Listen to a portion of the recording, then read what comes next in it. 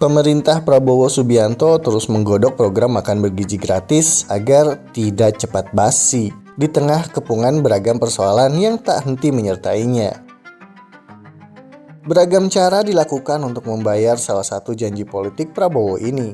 Salah satunya melakukan efisiensi anggaran yang menyasar hampir semua lini hingga membuat tepar sejumlah agenda prioritas.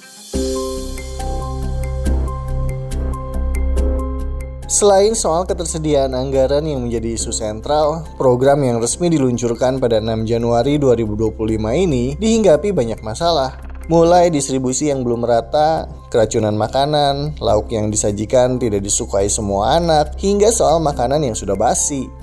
Prabowo bergeming, program makan bergizi gratis harus terus dijalankan. Ada 82,9 juta penerima manfaat yang mesti menikmati program tersebut. Anggaran yang dibutuhkan pun bukan kaleng-kaleng. Dalam satu kesempatan, Prabowo mengatakan untuk menjalankan program makan gratis, anggaran yang dibutuhkan terbilang jumbo. Totalnya mencapai 460 triliun lebih. Belakangan, angka itu berubah. Di tahun pertama, pemerintah mengalokasikan 71 triliun rupiah untuk makan bergizi gratis. Lantaran masih kurang, pengelola program butuh tambahan 25 triliun rupiah per bulan atau menjadi 300 triliun per tahun agar bisa mencapai target 82,9 juta penerima manfaat. Jika duit sebanyak itu digunakan untuk subsidi bahan bakar minyak seperti Pertalite dan solar, maka ceritanya pasti tidak akan sesuram kisah makan bergizi gratis yang sama-sama membuang uang. Berdasarkan titah undang-undang, subsidi dilakukan dalam bentuk pengalokasian anggaran kepada perusahaan negara, lembaga pemerintah, atau pihak ketiga untuk menyediakan barang atau jasa yang bersifat strategis atau menguasai hajat hidup orang banyak dan atau disalurkan langsung kepada penerima manfaat sesuai kemampuan keuangan negara.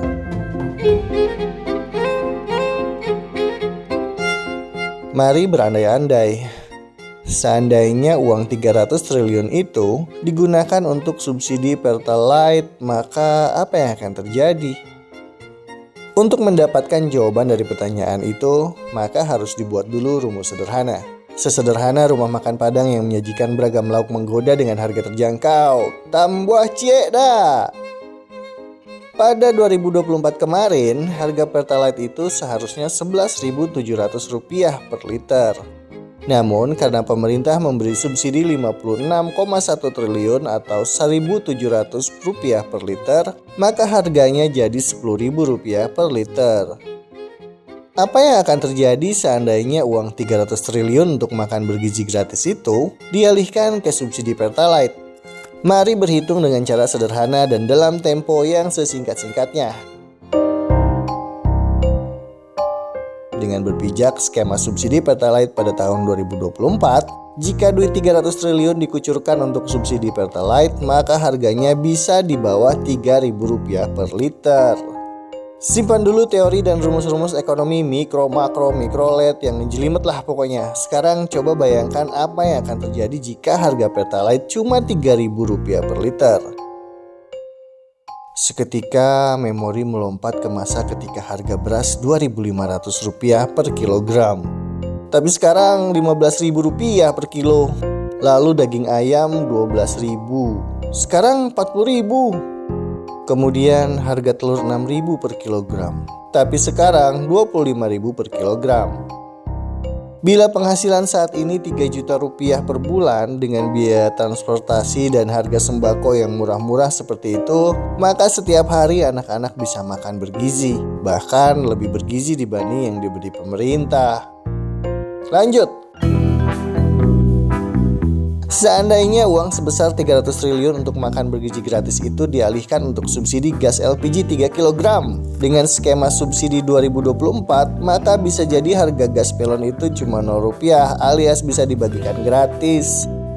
Seandainya uang sebesar 300 triliun untuk makan bergizi gratis itu dialihkan untuk merenovasi ruang kelas yang rusak, ada berapa ratus ribu unit yang bisa diperbaiki, sehingga anak-anak sekolah merasa aman dan nyaman saat belajar. Seandainya uang sebesar 300 triliun untuk makan bergizi gratis itu dialihkan untuk memperbaiki jalan yang rusak, ada berapa ribu kilometer jalan yang menjadi mulus sehingga roda ekonomi berjalan lancar. Seandainya uang sebesar 300 triliun untuk makan bergizi gratis itu dialihkan untuk menggratiskan biaya kuliah di perguruan tinggi negeri, ada berapa juta anak muda yang berani bermimpi membangun masa depan yang lebih baik. Seandainya uang sebesar 300 triliun rupiah itu dialihkan untuk mengapresiasi guru honorer yang lebih manusiawi, ada berapa ratus juta anak Indonesia yang tumbuh dengan kompetensi mumpuni dan siap bersaing dengan bangsa manapun.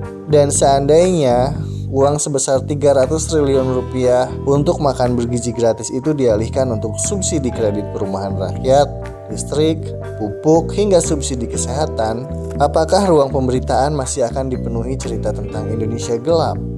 Namun, jangan terlalu serius. Semua ini hanya omon-omon.